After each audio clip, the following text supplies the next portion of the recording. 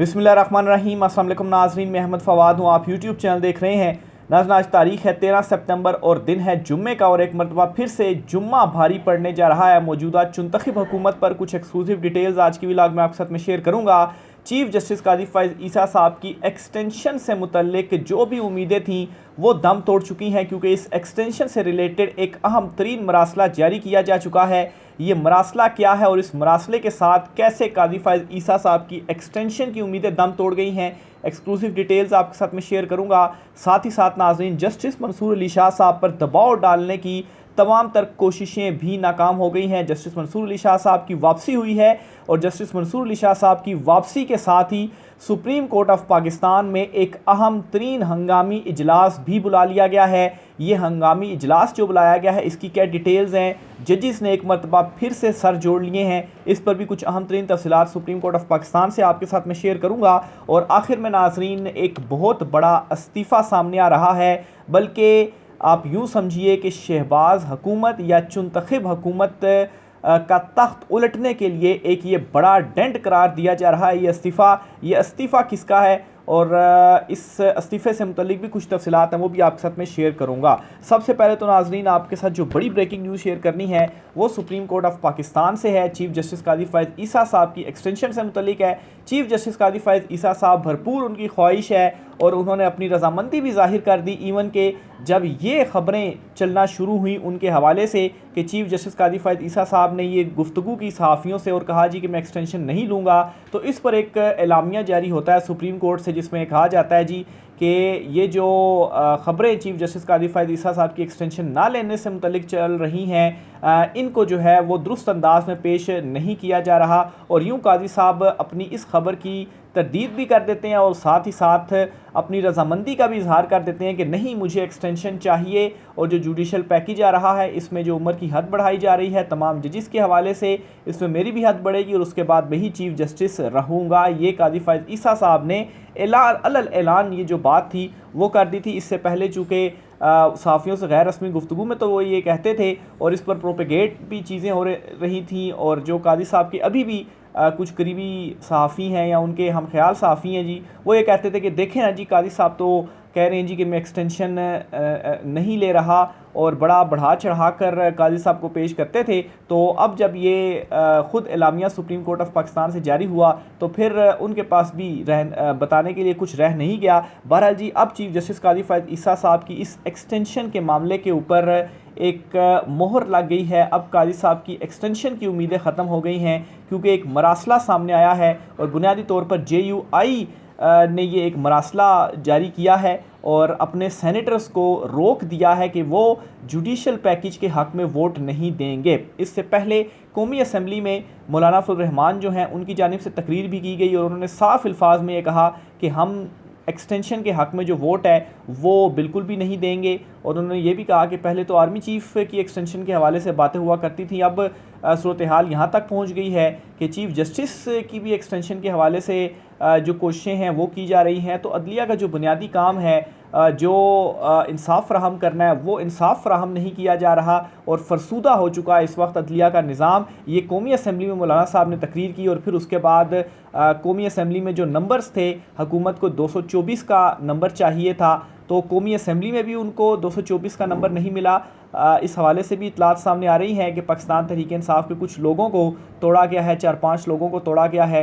लेकिन अगर उन लोगों को भी शामिल कर दिया जाए, तो उसके बावजूद भी चूँकि मौलाना फजल रहमान ने अनाउंस भी कर दिया है, और नंबर गेम जो है वो अभी भी कौमी असम्बली में हुकूमत के हक़ में नहीं है। लेकिन बिलफ़र्ज़ अगर कौमी असम्बली में ये किसी तरीके से नंबर पूरी कर भी लेते हैं, तो सेनेट में आकर इनके पास जो नंबर गेम है वो तो बिल्कुल ही पूरी नहीं है, क्योंकि 64 सेनेटर्स इनको चाहिए।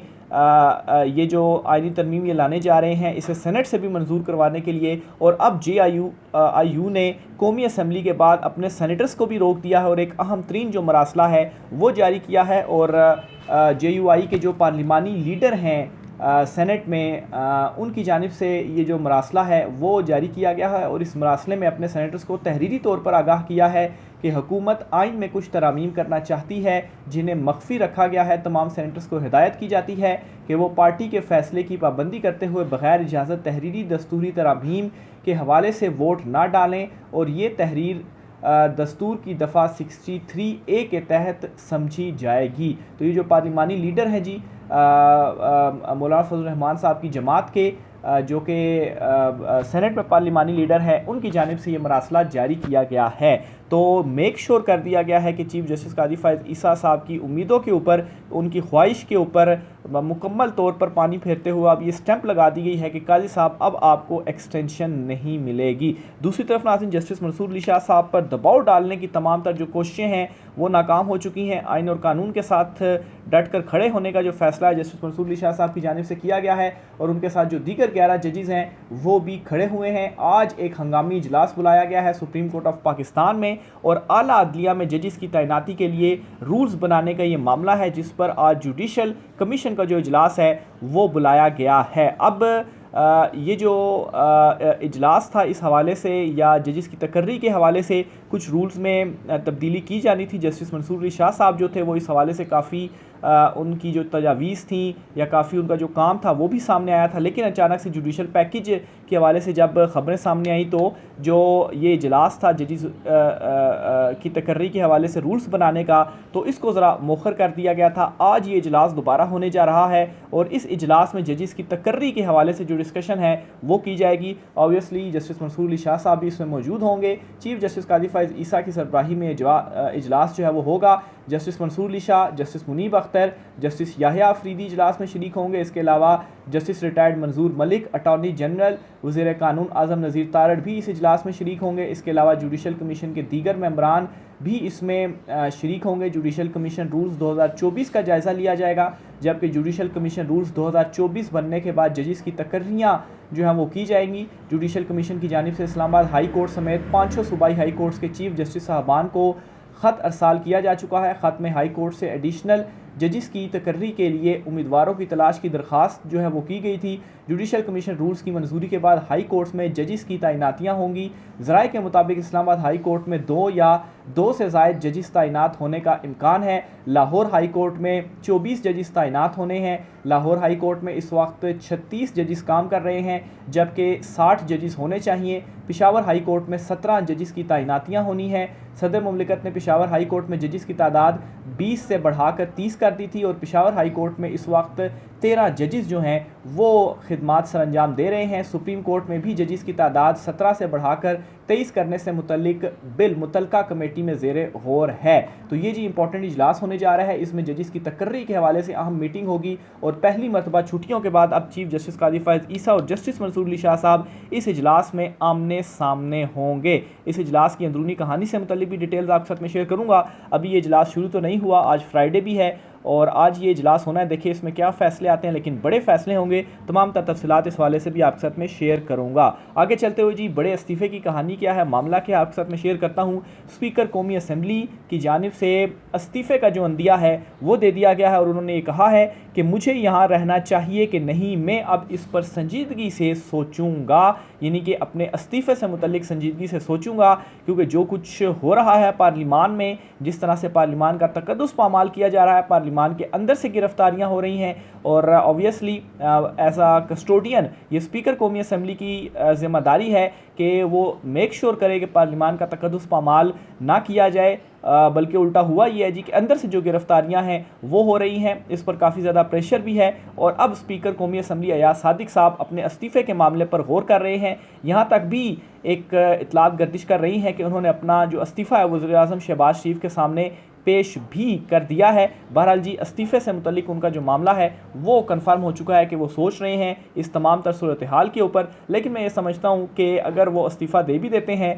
तो ये एक वो कवर फराहम करेंगे ख़ुद को कि देखें जी मेरे दौर में ये चीज़ हुई, मुझे नाकामी हुई तो मैंने इस्तीफ़ा जो है वो दे दिया, और ख़ुद को बड़ा कोई इनकलाबी बनाकर पेश करने की भी कोशिश हो सकती है। बहरहाल अगर वो इस्तीफ़ा दे देते हैं तो ये एक और बड़ा सवालिया निशान भी होगा मुस्लिम लीग नून के ऊपर कि उनका अपना जो स्पीकर है वो इस्तीफ़ा दे रहा है, और फिर शहबाज शरीफ के ऊपर भी सवालिया निशान होगा कि बतौर वज़ीर आज़म उनके नीचे क्या क्या हो रहा है, और ये स्टैंप तो उनके ऊपर लगी हुई है, लेकिन इसके बाद कोई शक व शुबा बाकी नहीं रहेगा कि वो वाकई चुनतखब वज़ीर आज़म है और असल में उनकी जो डोरें हैं वो किसी और जगह से हिलाई जा रही हैं। सलमान अकरम राजा साहब की जानिब से अहम तरीन बयान दिया गया और उन्होंने कहा है कि हमें डरा धमकाकर आईनी तरमीम करने की कोशिश की जा रही है।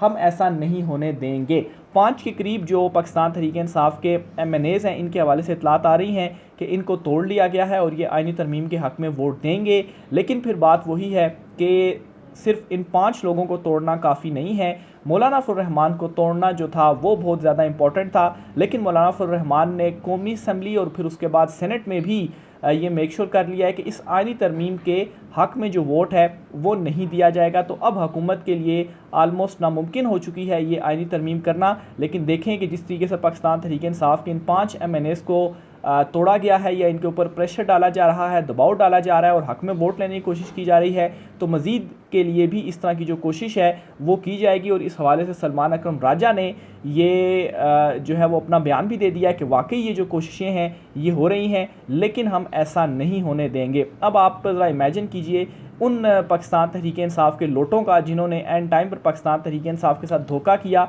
और फिर उसके बाद उनके हलकों में उनकी हालत ये रही इलेक्शन के दौरान कि वो अपने हलके में जाने के काबिल नहीं थे। जहाँ पर जीतने का मामला है इलेक्शन, वो तो कहीं दूर दूर तक ही उनका नहीं है। तो ये अगर जो MNAs हैं जो कि पाकिस्तान तहरीक इंसाफ के प्लेटफॉर्म से मुंतखब होकर अवाम ने इनको वोट दिया इमरान खान के नाम पर और असम्बलियों में आए, तो अगर ये ऐसा करेंगे तो फिर इनके साथ अवाम क्या करेगी, ये तो जो है वो फिर भूल जाएं कि ये दोबारा कभी मुंतखब होकर असम्बली में आ सकते हैं। बहरहाल जी इस वजह से भी इनको पाकिस्तान तहरीक इंसाफ के लोगों को तोड़ना बहुत ज़्यादा इस वक्त मुश्किल भी है, लेकिन फिर भी जो कोशिशें हैं वो की जा रही हैं। आईनी तरमीम करने और मुस्तफ़ीद होने वालों को कहेंगे ये तरीका दुरुस्त नहीं। आप चाहते हैं कि हम सब कि सब की उम्र बढ़ा दी जाए ताकि आप कह सकें पार्लिमान ने तरमीम कर दी, अब मैं मज़ीद 3 साल मुलाजमत करूँगा।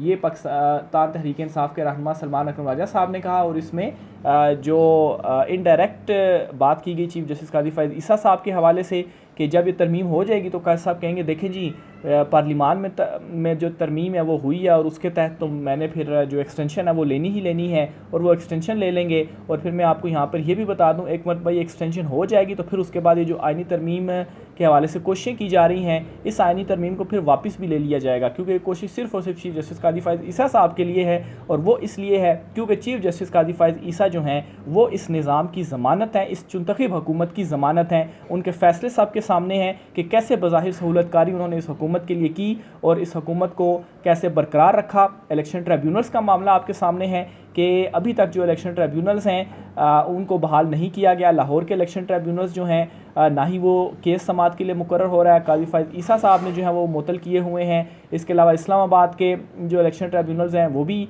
काम नहीं कर रहे। और यही इनको असल डर है कि अगर चीफ जस्टिस काजी फ़ाइज़ ईसा जो हैं वो रिटायर हो जाते हैं, जस्टिस मंसूर अली शाह साहब चीफ जस्टिस बन जाते हैं, तो फिर उसके बाद क्या होगा कि जो इलेक्शन ट्रिब्यूनल्स हैं वो आईन कानून के मुताबिक काम करेंगे और हम जो फॉर्म 47 के ऊपर चुंतखब होकर ये हुकूमत में आए हैं तो फिर हमारी हुकूमत का तख्ता उलटने में देर नहीं लगेगा। इलेक्शन ट्रिब्यूनल से जब फैसले आएंगे वो ज़ाहिर सी बात है हमारे अगेंस्ट आएंगे, क्योंकि हमारे पास फॉर्म 45 तो है नहीं, हम तो फॉर्म 47 की पैदावार हैं। तो ये इनको तमाम डर है और इसी वजह से ये जो सारे काम हैं वो किए जा रहे हैं। सलमान अकरम राजा ने मज़ीद कहा कि इमरान खान बड़े वाज़ेह हैं, वो कहते हैं कि हम आपसे एक मुतालबा करते हैं कि आइन कानून को मुल्क में बहाल कर दें। मुल्क में आइन कानून नापैद हो चुका है, आइन कानून की हुक्मरानी नहीं है। मुल्क में जो कुछ हो रहा है समझते हैं हम खौफज़दा हो जाएंगे, अब ये नहीं होगा। आपने 9 मई से पहले और बाद में बहुत जबर कर लिया। 8 फरवरी को इलेक्शन पर डाका डाला, फिर अदालतों को इस्तेमाल किया। बरबला कहते हैं कि चीफ जस्टिस ने हमारा साथ नहीं दिया, जबर को आगे बढ़ाने में वो मुआवन साबित हुए। यानी कि सलमान अकरम राजा साहब तो यहाँ पर डायरेक्ट कह रहे हैं कि जो कुछ पाकिस्तान तहरीक इंसाफ के साथ किया गया, इलेक्शन में डाका डाला गया, इसमें चीफ जस्टिस काजी फ़ाइज़ ईसा जो हैं बजाय इसके कि वो हमारी पटिशन्स को सुनते, मामलात को आईन कानून के मुताबिक देखते, वो इस सारे सूरत हाल में मुआविन साबित होते रहे और उनकी मुआवनत में ही ये जो सारी चीज़ें थी वो मुमकिन हो सकी। अगर वो यहाँ पर स्टैंड ले लेते तो फिर ये जो काम था वो नहीं हो सकता था। सलमान अकबर राजा ने मज़ीद कहा कि हमारे इंतखाबी निशान हमारी तमाम पटिशन्स के साथ क्या हुआ, इस सब के बावजूद हम ख़त्म नहीं हो रहे, हमारा वजूद बढ़ रहा है। जलसा इसलिए मनसूख किया कि इमरान खान ने लाहौर जलसे पर तवज्जो मरकूज़ जो है वो रखनी थी। हम इस वक्त एहतजाजी अमल में हैं, मुल्क में आईन कानून की धज्जियाँ नहीं उड़ने देंगे। तो ये जी अपनी पॉलिसी पाकिस्तान तहरीक इंसाफ ने सलमान अकबर राजा के थ्रू वाज़े कर दी है कि नेक्स्ट जो स्टेप्स हैं वो पाकिस्तान तहरीक इंसाफ अब क्या लेने जा रही है। राय का असर कीजिएगा। आज के ब्लॉग से इतना ही, इजाज़त दीजिए, अल्लाह हाफ़िज़।